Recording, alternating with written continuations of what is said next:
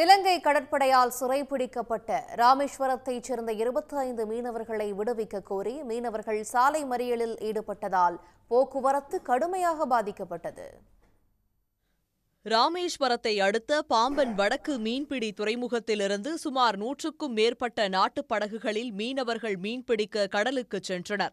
கச்சத்தீவு அருகே மீன்பிடித்துக் கொண்டிருந்தபோது அப்பகுதிக்கு ரோந்து வந்த இலங்கை கடற்படையினர் எல்லை தாண்டி மீன்பிடித்ததாக கூறி 4 நாட்டுப் படகை பறிமுதல் செய்ததோடு அதிலிருந்த 25 மீனவர்களை கைது செய்து காங்கேசன் துறைமுகத்திற்கு அழைத்து சென்றனர். இந்நிலையில் கைது செய்யப்பட்டுள்ள மீனவர்களையும் படகுகளையும் விடுவிக்க கோரி ராமேஸ்வரத்தில் மீனவர்கள் கடலில் இறங்கி போராட்டத்தில் ஈடுபட்டனர்.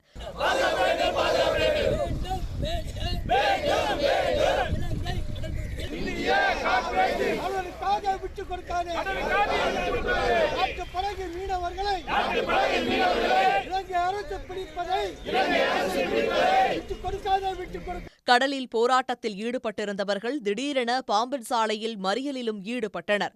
சிறைப்பிடிக்கப்பட்ட மீனவர்களை உடனே விடுவிக்க வேண்டும் என்று அவர்களது உறவினர்கள் கண்ணீர் மல்க கோரிக்கை விடுத்தனர்.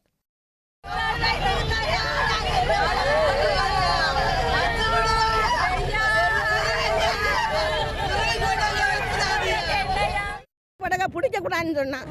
விஷப்படகுல தான் அவனுக்கு தங்கம் இருக்குன்னு சொல்லியிருந்தான்.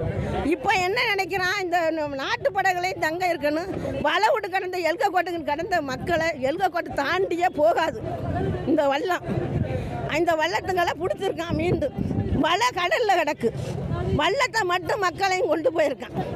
அந்த வலை எங்கனைக்குள்ள கிடக்குன்னு நீங்கள் போய் பாருங்க. அவனை பார்க்க படகையும் தனுஷ்கோடி ஒரு நாட்டு படகையும் நம்ம எல்லையில் தொழில் பண்ண வழிவலை தொழில் பண்ண நாட்டு படகு பாரம்பரிய மீனவர்களை இலங்கை கடற்படை நம்முடைய எல்லையில் வந்து அரசு கொண்டு போயிருக்காங்க, கைது பண்ணி கொண்டு போயிருக்காங்க. இதை வன்மையாக நாங்கள் கண்டிக்கிறோம். மத்திய மாநில அரசுகள் உடனே நடவடிக்கை எடுத்து அவங்க மேல் வழக்கு பதிவுக்கு மேலே விடுதலை செய்ய தரும்படி மத்திய மாநில அரசுகளை உடனடியாக கேட்டுக்கிறோம். மீனவர்களின் போராட்டத்தால் 3 கிலோமீட்டர் தூரத்திற்கு வாகனங்கள் அணிவகுத்து நின்றன. 1 மணி நேரத்திற்கும் மேலாக போக்குவரத்து பாதிப்பு ஏற்பட்டது. இதன் காரணமாக மாணவர்கள் வேலைக்கு செல்வோர் உள்ளிட்டோர் பாதிக்கப்பட்டனர். உடனுக்குடன் செய்திகளை தெரிந்து கொள்ள சன் நியூஸ் பெல் ஐகானை கிளிக் பண்ணுங்க.